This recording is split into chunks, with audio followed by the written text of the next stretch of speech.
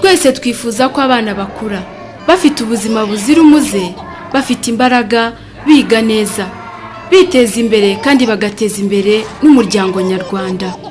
Ibyo tuzabigeraho dukurikiza ibisabwa by'ingenzi mu minsi 1000 ya mbere y'ubuzima bw'umwana, ni ukuvuga uhereye igihe umubyeyi asamye kugeza umwana yujuje imyaka 2. Mubyeyi, igihe utwite fata indyo yuzuye kandi ihagije, uruhuke bihagije, wirinda gukora imirimo ivunanye.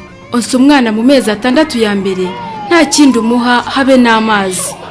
Nyuma y'amezi 6 muha imfashabere igizwe n'indyo yuzuye nibura inshuro 3 ku munsi, kandi ukomeza no kumwonsa kugeza yujuje imyaka 2.